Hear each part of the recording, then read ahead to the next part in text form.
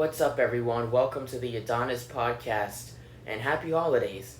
I have a special guest on today, my uncle Demond. How are you today? What's going on, Neff? How you doing? Hey, everybody out there in podcast land.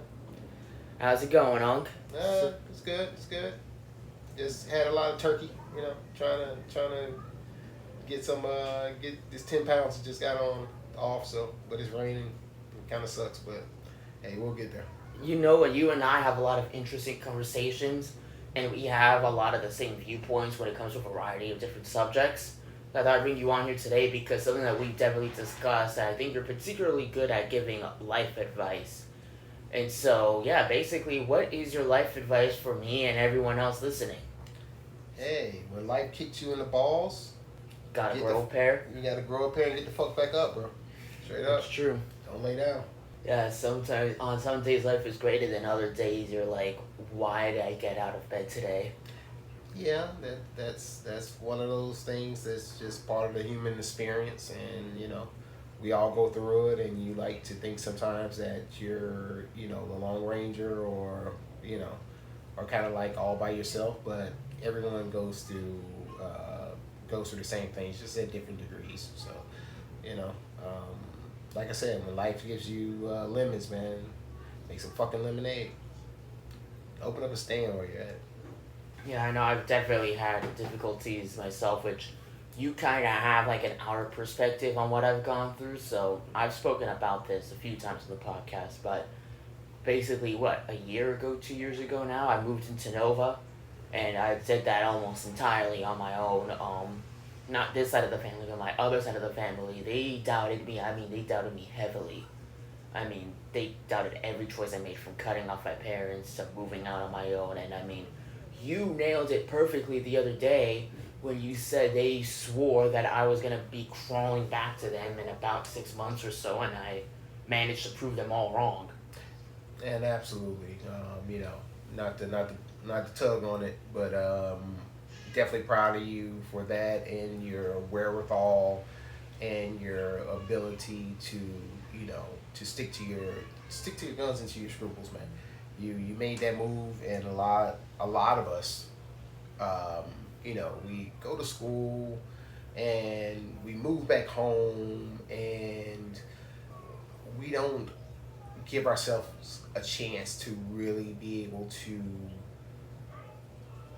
work out what makes us happy in in a certain form of isolation. Like, we use our family and our friends almost as crutches in order to keep us in a Mentally stable not place. mentally stable. I'm trying to say like a mentally I like comfortable, maybe. comfortable space, right? Right. Instead of dealing with the present and being mindful and being able to figure out what makes you tick. And that sometimes that's hard to do when you do not remove yourself from your learned behaviors and ideologies that were thrusted upon you.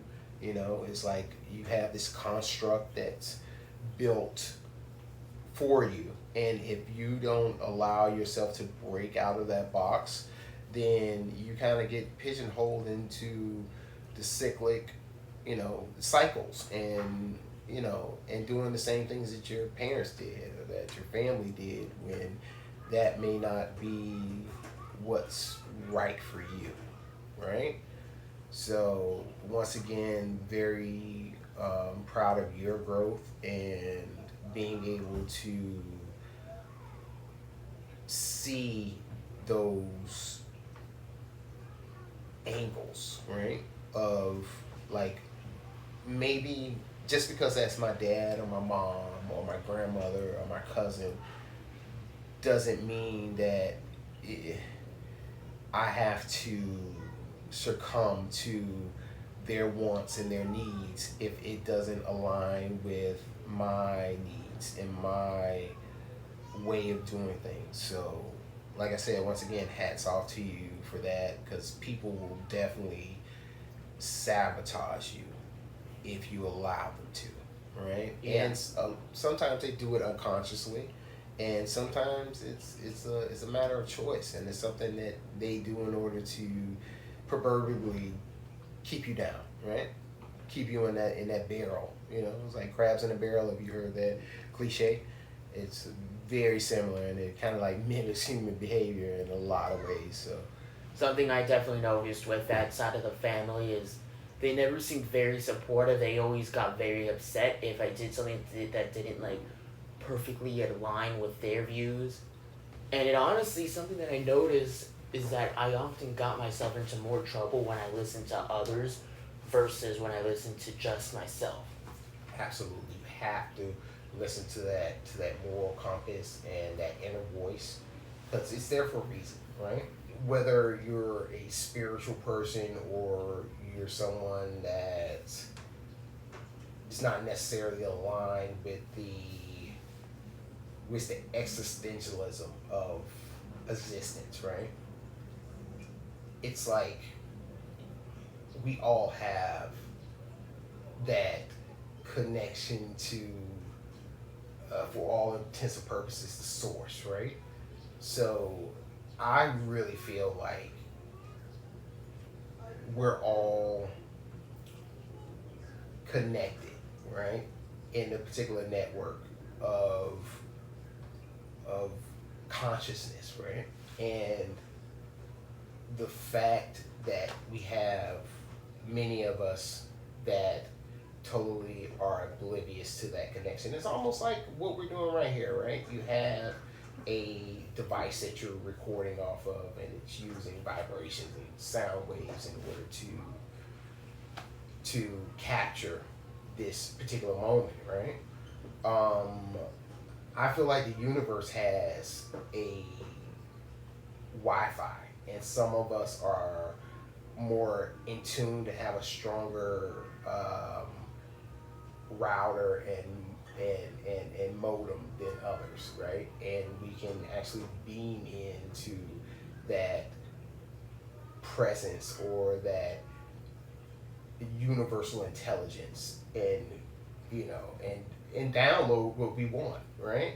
And necessarily upload what we want. So if you're in tune to that, then I feel like you're able to. That's you listening.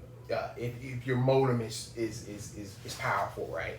You're able to tap in, right? And that is that inner voice that tells you which direction to go, right? You can always, it's not always, I'm not telling you that it's always 100% accurate or that you have to take what you hear literally, but the feeling of being able to tap in and how that helps you navigate your day is really important. Here's a good question for you, something that I talk about a lot, and I'm sure you'll have your own viewpoint on this is modern day women in today's society. So Okay. I'm sure y'all have noticed, like have yet to bring a girl home for Christmas. wait, nephew. Since you on this, man, yeah. I kind of see what you're going with this, but continue. I got something for you. Okay. I'm not saying every single woman in today's modern generation is bad, but a majority of them have like this cultish mentality where they're only focused on them and their friends and they hype each other up and they're very cocky. And they seem to think that they run the world just because they're pretty. And I mean, I talk about this with everyone, with people older, younger. I even talk to some women who are like 40 and up. But pretty much when you moms and grandmas and older women, like I'll talk to them about that and they're like, oh yeah, I agree with you. Because we see it every day. We see it when we're Ubering people around. We see it at the grocery store. We see it just ordering a coffee, the way that they'll be acting. Right. I definitely feel you on that. It's like nowadays, I think everything has been turned around. It's almost like an episode of Stranger Things, right? It's the upside down, right? It's the exact same landscape, but in a different dimension. And I feel like that's what's kind of like going on now. It's like the social contract has been broken, especially when it comes to gender. It's all over the place. So, and I think that is reflective in the way that um, we view each other at this point, right? So it's like, okay, we were in a patriarchal society for forever, right? For the last 2,000 years, right?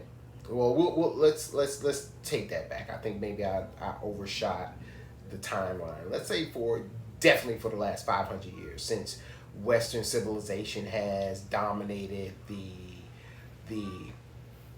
landscape, the world landscape, right? And 50 years ago, man, it's like, yeah, open the door for a woman, right? I went out and I did the work every day, come home, and make sure that the household was provided for financially, and she made sure that the household was taken care of in every other aspect, right? But now, man, it's like it's been my thing. Women want their cake and eat it too. You know what I'm saying? And that doesn't. It just fucking universe doesn't work like that. You know what I'm saying? We're not just talking about like humans. If you look at the animal planet, it's the same type of primal series of equations, right? So nowadays, like, okay, you want me to provide and do all these things, but you don't want to do the reciprocal part of what comes with that, right?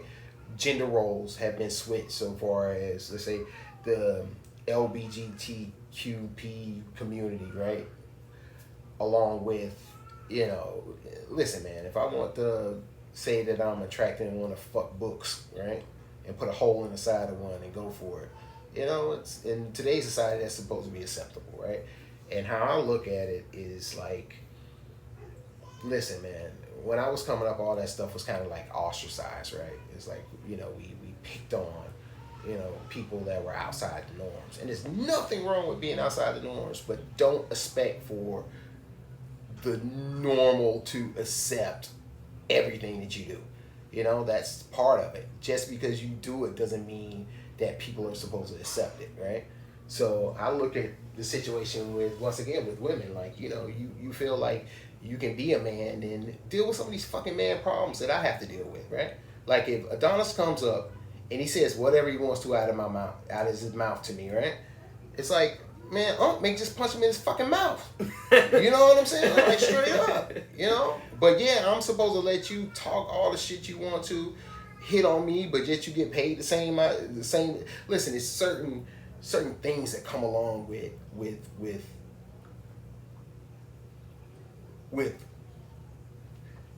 being the person that all of the responsibility and the weight leans on, right? Yeah. So that's kind of like my take on it. I kind of went around the world with that, but like I said, I just feel like if you want all of the privileges that come along with being at the head of things, then you have to take the consequences as well. And I think women don't want to necessarily take the consequences. Hold my door, do this, but yet I want to, to be able to sit down and do this, but yet I can't figure out why I can't do that, right? So, I wish I could be able to, say all of my emotions and say everything that I want to out of my mouth, but that comes with consequences as a man, you know what I'm saying? You just can't. You have to be silent. You have to bite a lot. The only thing that daddy gets is the big piece of chicken at the end of the night, right? Yeah. Yeah, I think I have very high standards in every regard of my life, and I think that's a big reason why I was able to get to where I got to, is because I set my own standards. I didn't lower or raise my expectations for other people. I met my own expectations first. So something that I've definitely noticed about today's society and women is they think it's almost like they no longer care about whether they are pretty on the inside. They only care about how they look on the outside. Like, so big one for me is I will not let my girlfriend be an OnlyFans chick. Like, I'm not a fan of that. I don't want to be with a porn star, or even if she uses like modeling for Playboy magazine. What's the point of us being in a relationship if any guy can look at your parts? And same thing goes for girls who post bikini pics all over Instagram. Now listen, I understand it's not 1950. I'm not saying that you need to be covered from your neck down to your ankles. That's unnecessary. I'm not even gonna get upset if you're wearing like a crop top, or like maybe your belly button is showing. I'm fine with that. But there are so many women who claim they have a boyfriend, but they go out in these super tight booty shorts, and they go with a crop top that ends, like, you can see the bottom boob, you can see their top boob, their whole arms uncovered. Like, they're basically they're dressing in as little clothing as legally possible. Same thing with girls, where you look at their Instagram, like, there are girls who just share their life, like, oh, here's a picture of me reading a book, here's me on a farm, here's me at the club with my friends. And then there are these girls where all they post, it's the same picture, just a different bikini color. Hey, check this out now. Back in my day, that would be considered a fucking prostitute. You know what I'm saying? How you're dressing and what you're doing, that's what that is. A woman of the night, a woman of ill repute is basically what's that symbolized for the last 1,000 years in our culture and our society. And just because you put lipstick on a pig doesn't change the fact that it's a fucking pig. So, that being said, I just think that it's a culmination of where we've been at culturally. Because this is, I'm not necessarily, America kind of like dictates the cultural diaspora when it comes to the world at this point, right? Everybody kind of imitates and mimics what we have going on. Everyone has their own constructs and their own cultures and their own ideologies, but we kind of like put a film on top of everybody else's culture, right? Because everything is accessible nowadays. And, I just tried to hone in on, like, I totally agree with you about, me not necessarily wanting my significant other to parade around in public, half clothed, or putting up content that can never be taken down. Because I think a lot of people from your generation, they kind of like have become desensitized to the fact that the stuff that you're doing is forever. As opposed to a meteor shower, or a solar flare or a nuclear bomb coming down. That shit is on a network, on a hard drive somewhere around the world, and we'll never, especially how the blockchain is now. It's like it's never going away, right? So it's like, yeah, it's cool when you're 21, but what happens when like your kid turns, you become 42, and your kid goes back and his friends use their AI to scrape, the internet to find out if, because he doesn't like you, any pictures that he can pull up of your mom or video, and dude, and if you're out there like busting it wide open, right, clapping cheeks on camera, dude, you gotta remember cycles. Your kid's gonna fucking see this shit. Was it worth $1 million to have the look in your kid's eye when he looks at you from the embarrassment of coming home, and somebody like literally shares it in everyone's VR headsets, like in class, of your mom getting dicked down? Like, nah, bro, that's fucking crazy. There's I forget her name because I don't follow porn stars, but I'm very into very controversial topics. So a lot of times my Instagram feed, like what will pop up on my algorithm is controversial stuff. Right. There is a porn star who recently got pregnant, and she's about to have a son. So she's now demanding that every porn site takes down her thousands upon thousands of porn videos because she doesn't want her son to see it when he's like old enough to access the internet. And I commented, I'm like, you know, the making of her baby was probably featured in one of those videos. Yeah, tough fucking cookie. Yeah. Should have thought about that shit before you did it. You know what I'm saying? Now, once again, it's consequences there. Yeah, you can walk around and have, a dick and tits at the same time. But guess what?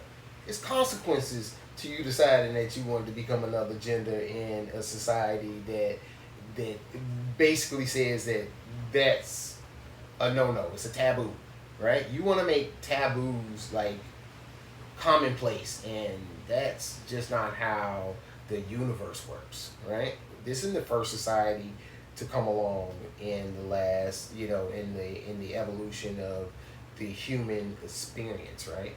So it's like, yeah, what's nothing's new under the sky, but don't expect for don't think that you're coming up with something that hasn't been said, done, or iterated before, right? It's like the scene from The Matrix, right? Neo finally gets to the architect, right? And then he figures out that, fuck, bro, this is just like one iteration of this universe. Like, oh, I'm on the screen looking at myself, quantum mechanics, looking at myself do a million things, right? And a million different scenarios and outcomes. So it's like, that's the way that the universe works. It has a way of balancing and auto correcting itself. So if you go too far out of the norm of things and how things are naturally supposed to happen, then the universe is going to correct itself. And it's just a shame that we've gotten so far out of it that I feel like that correction is coming in some form, fashion, or another. Yeah, it's funny. Like in my day-to-day life, I look around me, like I realize myself the Matrix is definitely real, or at least like some iteration of it. I mean, Keanu Reeves himself even said that the Matrix is not a movie but a documentary. That's crazy. And it tell you to go out and take the red pill or the blue pill. It makes like so much sense, Yeah. to me, at least in my mind. But I can't say for sure that our current reality is a simulation or a construct of a simulation, but It as definitely feels that way sometimes. feels I will say that the system is definitely rigged, and I believe that the system it's designed to screw you over, because if the government is able to keep you poor, it helps keep them rich. So you kind of like have to figure out how to break the cycle. But I mean, that's the more you learn. They say that ignorance is bliss, right? So we know for a fact that these systems that are put in place now is a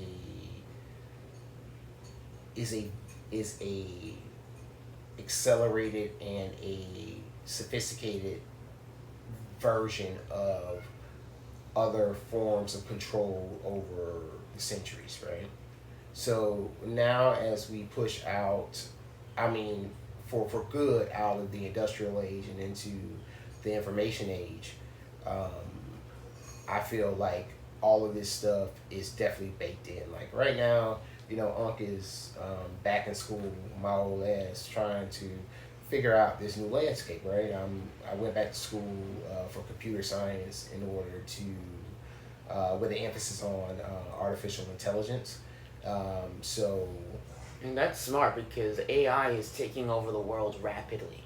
Absolutely, and that goes back to those forms of control. Now, we've already established the information age. We've gone through the age of algorithms and data, basically data mining, big corporations data mining our brains, right? And being able to come up with a neural network that encapsulates a lot of the human experience, right? Now, we haven't gotten to a point of like, general intelligence when it comes to these systems and these models that everybody's raving about at the time, like it's going to replace everyone and it's going to be able to do this. No, it's really a situation where these things have to be trained off of data, right? And if it's the same thing with anything else, if that data is skewed going in, that you're going to get skewed results. You have a way of bias, of um, be able to quantize biases and weights of some of these inequities that these systems are trained off of. But when it comes down to it, we're fucked up. And now we're training something that's going to be smarter than us on our fucked upness, right? So how does that? Where do we go from there, right?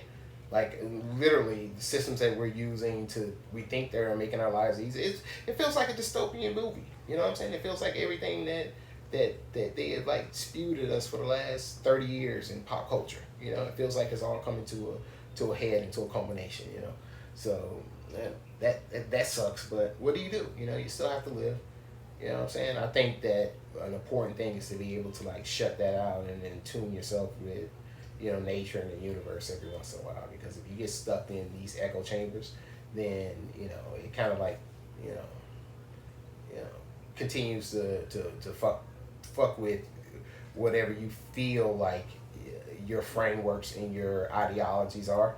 So it kind of like goes into some of the things that like Latour and Hamshi, Gramsci kind of like talk about. These are, but by the way, these names I'm giving you are like modern philosophers that have their take and their frameworks on how technology kind of like works and all. Works in the modern dichotomy. So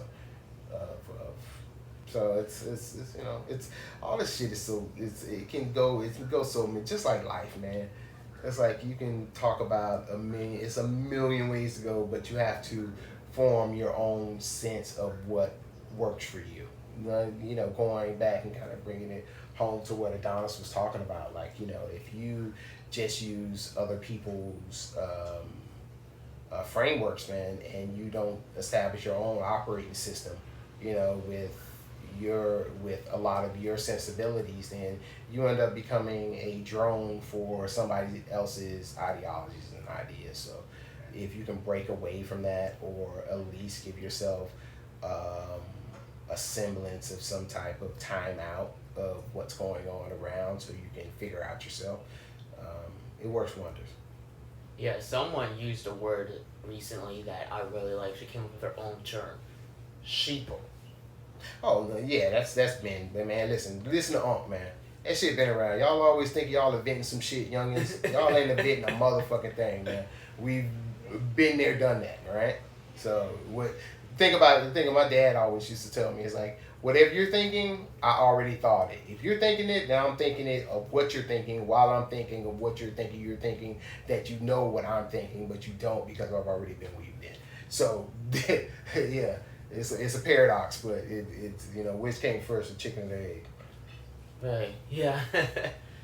Yeah, that's something that I've definitely noticed a lot in today's society. Is everyone seems to have like a one-track mind, and like sometimes I like quiz these people or like try to debate them, and when you really get down to the bottom of it, they have no idea why they like or hate what they like or hate. They're just doing it because everyone else does it, and they're trying to fit in.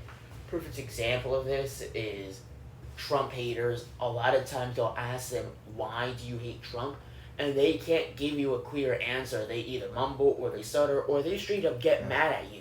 And they think that you're attacking them. I'm like, no, I'm not attacking you. I'm asking you a simple question. And as a matter of fact, you are now making yourself look stupid by getting upset over a simple question.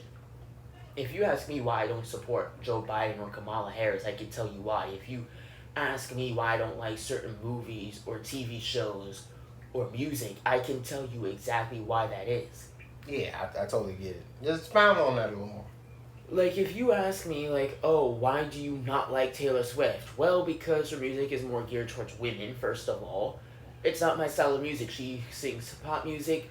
I listen to more heavy rock, death metal, that sort of thing. So it's a completely different style from what I listen to. And then on top of that, Taylor Swift is a man hater at the end of the day. She's always saying fuck the patriarchy. She's always hating on men. She's always encouraging her fans to do the same. So yeah, it's just not for me. You know, if you want to like Taylor Swift, that's great, good for you. But like, Absolutely. like if you ask me, like I bring politics into it because this is what I'm like most experienced with. If you ask me, well, why do you like Trump? Well, I believe he's improved our economy somewhat. I believe that he's very noble and very honest. A lot of people say he's an asshole. Listen, let me tell you something that I've learned over the years. Is a lot of times these so-called assholes are not assholes at all. They're just realists in a society where everyone is fake. So when you have a realist and a fake society, people get offended easily because you are threatening their fictional reality. So then they become offended by whatever it is that you're saying or doing that's kind of exposing their fiction. And so they get offended and then they're like, ah, don't talk to this guy, he's an asshole. And then I talk to this guy, and he's the nicest guy on the planet. He just, and this is something that I definitely have, he has no tolerance for stupid idiots. I kind of feel you on that, and I was very, what word do I want to use? I was very intrigued by the fact that Donald Trump came along, and I'll give you guys a little tidbit, right? So, I was very much Trump leaning 2015, 2016, just because I wanted to see what the fuck was going to happen when you put a bona fide con artist and narcissist inside of this type of power structure. And what the fuck you think is going to happen? I just literally came from like a nihilist slash like fucking purge type of sentiment where I was like, let's see what happens. Fuck it. Nothing else is working at this point, right? The system is broken, so let's further break it. And who's the best to break it? Somebody that's known for fucking breaking things. See, a lot of times we're stuck in these echo chambers where, it's us versus them, left versus right? But for me, like, I grew up with Donald Trump being a fucking, like, this guy was fucking cool as fuck at first, right? He's a prince, he's Miss Universe and all these things, and, and kind of like feeding into the propaganda. And listen, this motherfucker jumped off, he was in WWE for all that. Back in my day, it was WWF, but they fell out with the PETA guys and the tree huggers, and they wanted the name back. They had, so it's like, and they went with the WWE. But this guy was literally a pop culture sensation, and I just don't think that was the right move for us as a society to put someone that fucking goes off scripts and like literally was initiated into the world stage by fucking gangsters. What the fuck did you think was gonna happen? Just what I thought was gonna happen. But I'll even give you some of my leanings. 2015 to 2016, I literally sat in my mom's living room and I told her that I was gonna vote for Trump, and she cried. And I'm like, what the fuck is going on? What are you crying for? What's so different about what's going on now? And and what's been going on to you for the last 40 years. But once again, we didn't, she came from an era to where, she couldn't drink out the same water fountain as, your mom. Not your mom, but, someone's of similar age's mom. White person and black person couldn't drink out the same water fountain. So it's like, it's definitely been a stepping process to equality and for all of us to be able to just get along, but that is not here. And I think with the way that society and the world is going, I don't think that we may ever get there without like a sizable amount of us disappearing, or being able to reset. Because once again, we get into these cycles, like, if you're doing exactly what your parents did and their parents did and their parents did, how could anything change, right? I think we all got to do what Adonis did and just break off and be by, try to figure it out on our own. Yeah, and something you said about Trump, there are two words you used to describe him. One was con artist, the other was narcissist. No, con artist, I don't think he is. Oh, he's definitely a fucking con. I'm gonna cut you off right there, bro. I gotta give you some pushback here. Big guys are fucking con artists, bro. I mean, and I say it with all intents and purposes. We get sometimes we get words. It's like he's a con. I take that back. He's not a con artist. He's a confidence man. Confidence man, absolutely. And that's what con artist really means, because he's an artiste when it comes to confidence. What, No matter what's going on, you tell him the sky is blue, and in his mind he thinks it's green, and so it's gonna be green. Oh yeah, I know. Yeah, but yeah, con artist for me is more associated with like someone who's like trying to intentionally deceive you for their own benefit. But the other word you used was narcissist. That I definitely agree with. And I think that in a way, now there's two different types of narcissists. There's narcissist, which is say seen in the mean girl stereotype, the girl who thinks that because she looks pretty, she can be the most important person in the room and act however which way she wants to. Then there's the Donald Trump narcissist, where Donald Trump is who he is today. He's the president 2 times, by the way. He's a businessman. He's a millionaire because he's a narcissist. I remember back when the Adonis podcast first started, in the second episode, I debated a bunch of TikTokers. It was me versus 4 or 5 TikTokers. All dumbasses, by the way. One of them tried to tell me, he was like, you got main character syndrome. And I said, how is that necessarily a bad thing? Why would I not be the main character of my own story? Why would I make myself a side character in my story? That doesn't make any sense. Totally agree with that. But once again, I totally agree with that. We're all in each other's movies, right? Right now. I'm taking a recurring role in your movie, and you have gotten scripted to take a recurring role in my movie, right? We haven't long. I haven't. He's my nephew through law, through Locke. So I'm married to his aunt, right? And I didn't meet Adonis until he was in his teenage years, right? And really liked the kid. As soon as I met him, very, very, very hospitable, very empathetic when it comes to other people's feelings, and then to see him morph into what he's become today and making his own, once again, for all intents and purposes, his own operating system, right? It's like I met Adonis at Adonis 1.4, right? And now he's at like Adonis 2.88, right? And it's like, it's just interesting to be able to see his growth, and to see him come into his own adulthood. So, I agreed to do this podcast because, I want him to succeed and to be great, and I really think he's on the path to it, and with, because it's like we have to all be self-aware, right? If you're not mindful of the things going on around you, within you, it puts you into this type of cocoon that's almost impossible to break out of, right? You've made your what's the word for the cocoon? Butterfly, caterpillar. Caterpillar, whatever. Trying to sound too trying to get a little too analytical here, but fuck that. It's a process, guys. And lean on old people, man. That's what I'll tell you, because like I said earlier, nothing's new under the sun.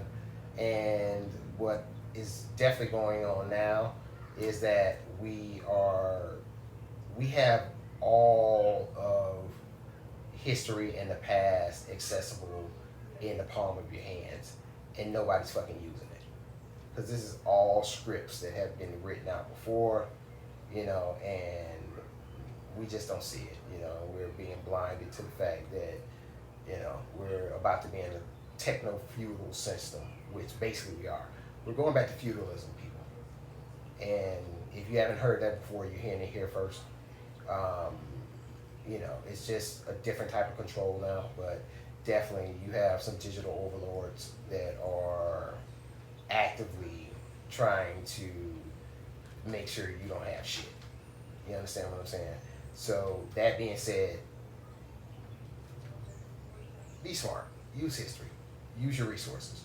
Use the generation before you and the generation before them in order to give you more perspective on what's going on in your present.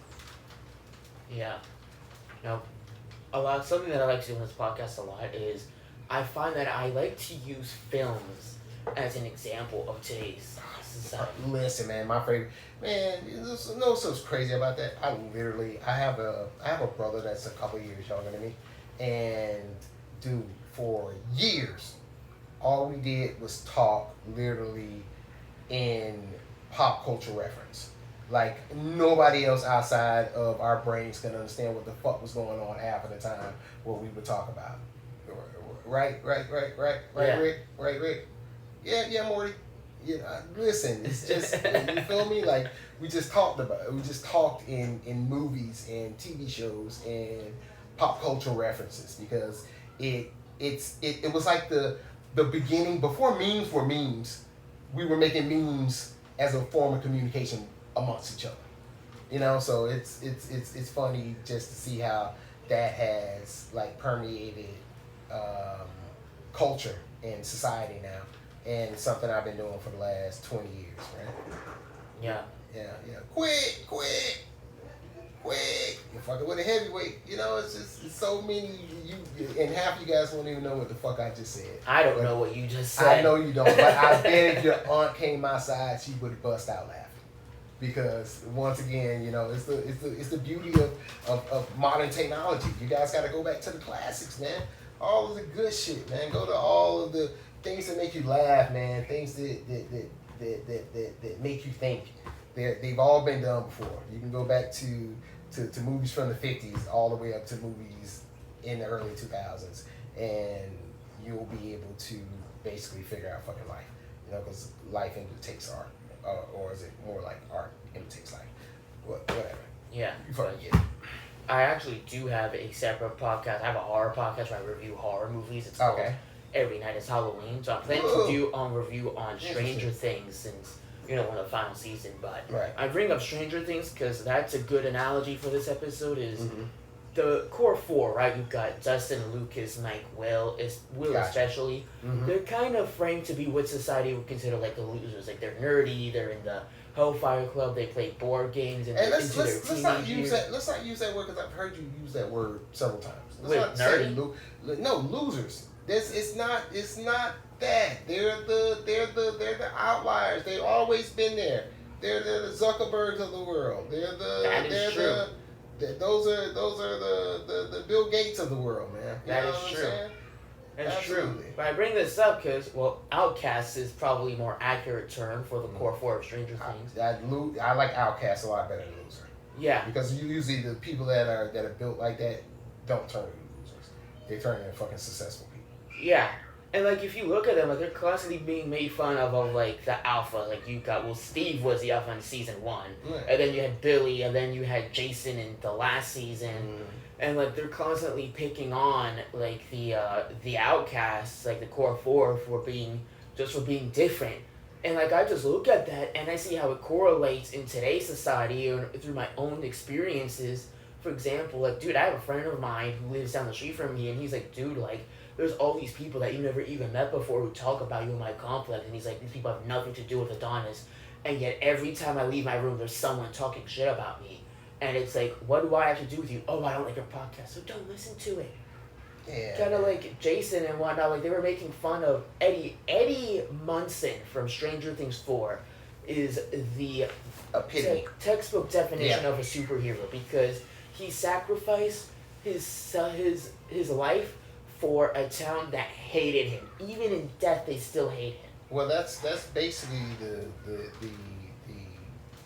quintessential definition of a martyr. So that's what Eddie was. He was a martyr for the cause, and it happens like that. You know, people like Eddie, for all intents and purposes, is the type of person that you never hear about, right? But it's almost like the butterfly effect. You know, it's like that person changed the whole world, and the rest of the world is totally oblivious to the sacrifice that he made for all of us. So that being said, it's just art imitating life, man. And they being and the Duper brothers are like super fucking good at being able to show and translate a lot of these hidden connections and hidden constructs that permeate through society and through the human experience. Yeah, absolutely, man. What was the point I was getting at? The bullies, like the popular kids and whatnot in the Hawkins High School that are picking on the core cast. Mm-hmm. Like they're picking on them because, oh, you're a nerd, you're playing board games, you're too old for that, you're a loser. I'm like, actually, they're the real losers. Like, I know you don't like the term loser, but for all intents and purposes, they're viewing Dustin and Will and all these people as losers. They themselves are the actual losers. Because guess what? These boys going to play in their Hellfire Club, that has nothing to do with the popular kids. No one's forcing you to join the Hellfire Club. I don't understand why you think it's so important that you need to hate on it. Oh, but they're a cult. If you truly believe that, then maybe you should stay away from them instead of trying to attack them. Because when you attack them, now guess what? Now you're the bad guy. And this is psychology 101, right? It's psychology 101. Basically, people, have to find something to make themselves feel better about themselves, right? Yeah. And if you have these outliers that are not like everybody else and are doing their own thing, it becomes a situation where it's easy to single them out, and everybody jumps on them. Like, for instance, like the whole thing, going to another popular TV show that's going on right now, just Dairy, right? The It prequel, and it's like you see it in the relationship between, I'm not sure what their names are, but you have the girl that is like in tune to It, right? And her friend that is trying to be cool with the popular little mean girls, right? And it's like, she's literally did all of that, like her friend, right? It's like trying to play both sides, because really she doesn't belong over there, and she's trying to fight being with the group of people that she actually should probably align herself with, right? Kind of like Lucas in, was it season 4 as well, when he Right. was trying so hard to be with like the basketball kids, the bullies. Yes. And he was neglecting his friends, and then like this is something that happens a lot in Tallahassee is people oftentimes become enemies with their own friends because they befriended the wrong people. So like a perfect example of this is when Lucas is trying to be the cool kid. He's trying to be someone he's not. And then they're like, oh, we're going to go beat up Eddie, and we're going to go beat up Dustin too, because, Dustin is friends with Eddie. And Lucas is kind of torn apart because he's like, these are my new friends, but Eddie's an old friend of mine, and him and Lucas have been friends since they were born. Yeah, if you look at any coming-of-age movie, any teen movie, that pretty much is a common theme amongst all of them, because it's real. It's life. Yeah. Friends, you put it like this. Just letting you know now, I know a lot of people that probably listen to this podcast are in similar age group as you. Dude, half the people that you're friends with right now, or you think you're friends with, you're not going to fucking even remotely talk to them in the next 10 years. You understand what I'm saying? I started out with a lot of friends in high school, and as I got to college, less friends, and as I moved on, you don't, as you get older, you don't throw that word around as lightly as you would when you're 21. Once you become, 40, it's like, listen, man, that motherfucker is a perfect example. I had a cousin that told me something that always stuck with me. He says, yeah, I got tons of associates and few friends, right? He's like, yeah, we cool, but personally, I don't fuck with you. You know what I'm saying? So, and that's just life. And that's how things go. And you'll really find your core group as you get older. And some people are blessed. Now, don't let me lie. I have family members, friends that, they is still good with 50 years later, still good with the people that they met in elementary school, right? And and they carry those relationships amongst each other for the whole time. But the majority of us are fucking sociopaths and fucking narcissists, and we only care about our own agendas. And if you're a person that actually cares for others and has any type of empathetical wound in your body, then it kind of contradicts the majority of how society interacts with one another. As I said, it's just the and we were talking a little earlier about it. Social contracts, right? We are constantly creating and amending these contracts, and we just got to a point to where I think it's a paradigm shift that's about to happen, and we're not going to be able to rely on the old way of doing things anymore. It's going to be a whole new way of looking at the world. If you just look at, like I said, AI and the usherance of deep fakes and the ability to be able to manipulate reality inside of reality, right? Going back to like the whole, are we in a simulation, right?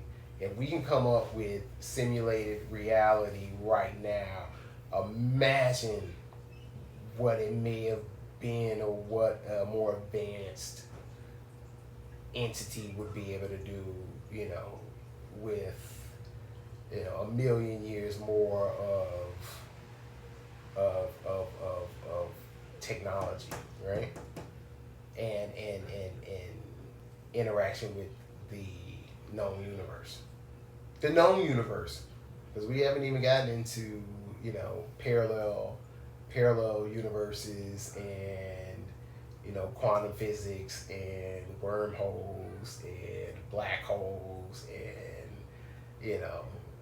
it's a lot of stuff out there. If you're not careful, it'll fucking drive you crazy. So that's my advice as well. Be very judicious and learn and accumulate as much knowledge as you possibly can, but always use it with a grain of salt, with being present and being within, the now. Because a lot of times we like to deal in future and past tense, but we avoid the now. Stay in the now.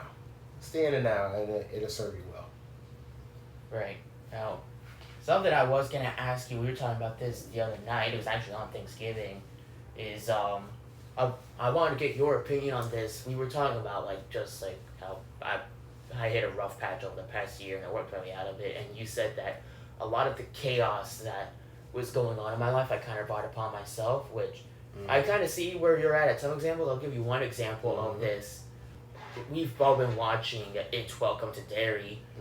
In the most recent episode, it transforms himself into a child to trick the others into going into its lair. Right. And when they get to Pennywise's lair, they come across the corpses of dead children. Who I took pictures of those corpses, and for my own entertainment purposes, I started sending these pictures to sorority girls. Listen, it's a slippery slope, my friend, when it comes to, your sensibilities, and once again, getting back to that social contract. Is that acceptable within the social contract? No. Exactly, it's not. Definitely not. So you don't think you're gonna be fucking you know what I'm saying? Somebody's gonna fucking not like that? Of course they're not. And it's gonna be some repercussions to sending morbid shit that you probably shouldn't send the sorority girls that fucking have no clue that, the irony in your attempt to be funny. You know what I'm saying? They don't fucking get it. They're looking at it literally and turning to fucking Karens and, what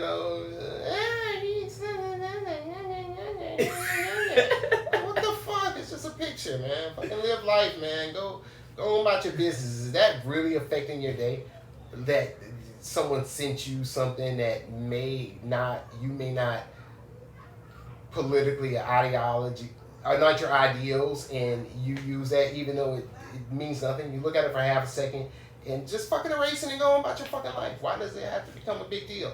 Dude, You know what I'm saying? I think the problem is, Adonis, and we're gonna wrap it up here. I don't think your generation, not enough people get punched in the fucking face. Okay? Yeah, It's a absolutely. certain listen, take it from an old guy. There's been several fucking fights. Listen to this shit. Every time I've been in a fight, man, it's created a fucking reset inside me.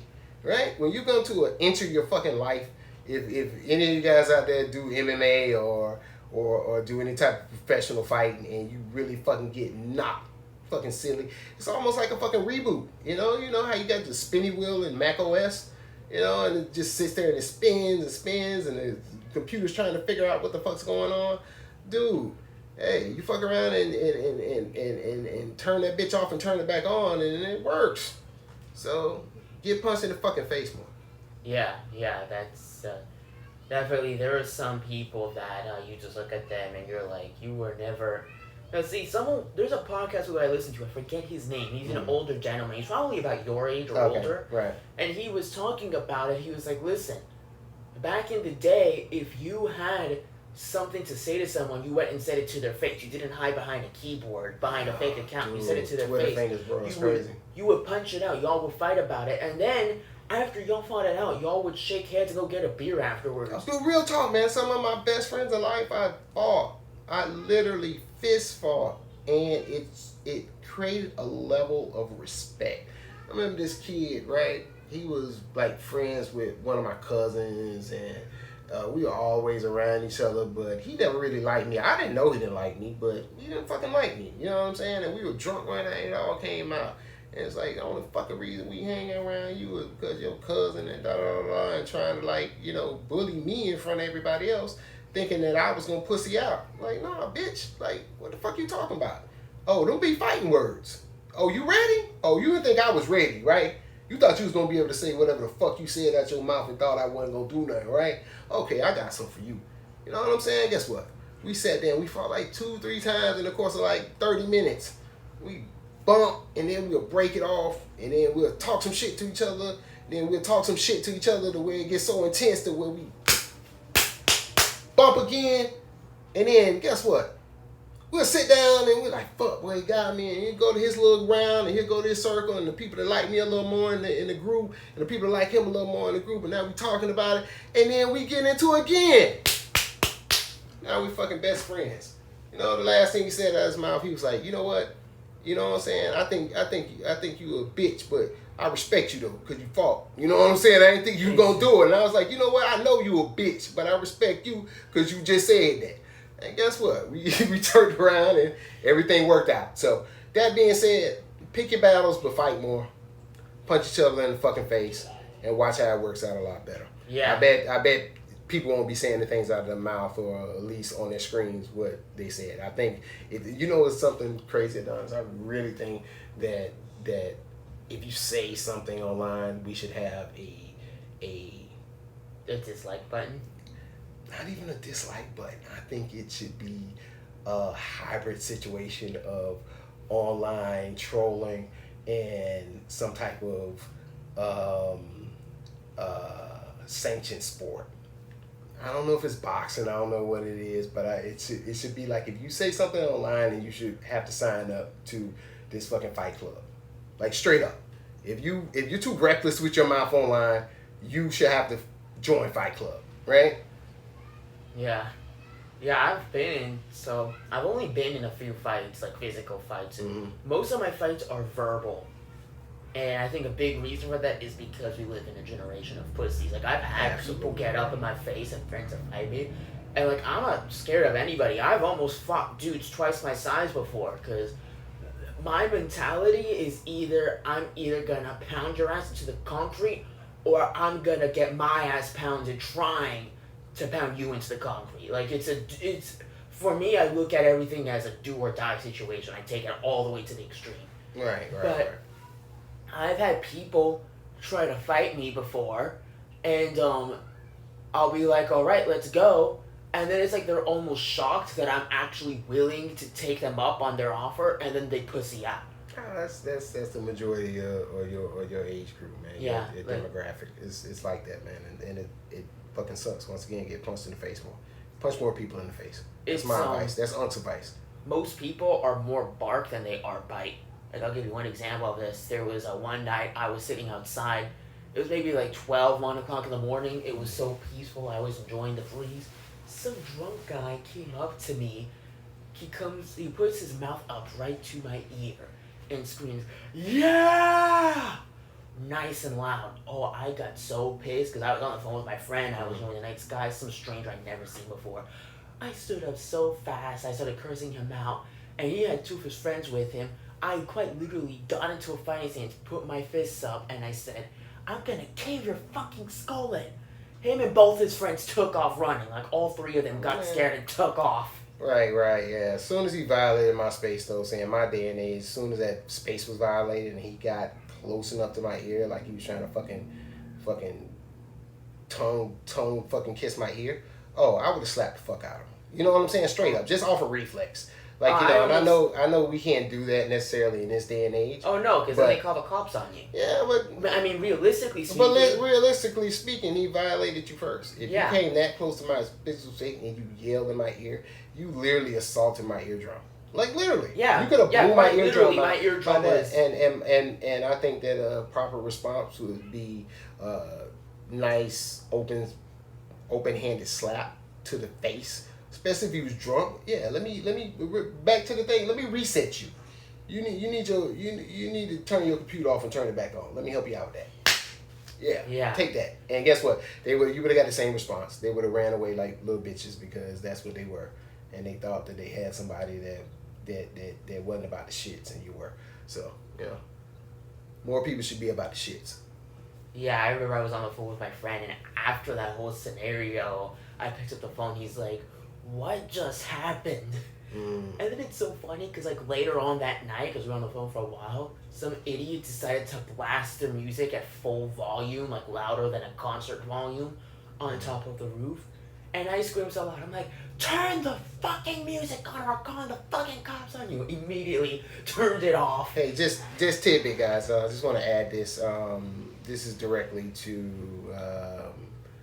anyone that feels any way about, remember, this is just for entertainment. President Trump, I fucking love you, guy. You know what I'm saying? I really do truly believe you're a con man, but you're my con man. You feel me? You know what I'm saying? I wouldn't go with anybody else. All right. Yeah. Let's wrap this fucking thing up, bro. All right. Well, thank you for coming on, Unc. I appreciate it. I appreciate your insight, and hopefully the listeners can take some of this advice and apply it to their own life if it suits them. Most definitely, man. I really appreciate it, and love talking with you today, Neff. Hopefully we can do it again. A little more structured next time, so I can really hone in on some of my ideas and things of that nature. But hey, man, it's fucking bit of pleasure, man. Let me get back to this Khalifa Kush and this amazing reposado. Sounds good. All right, brother. All right.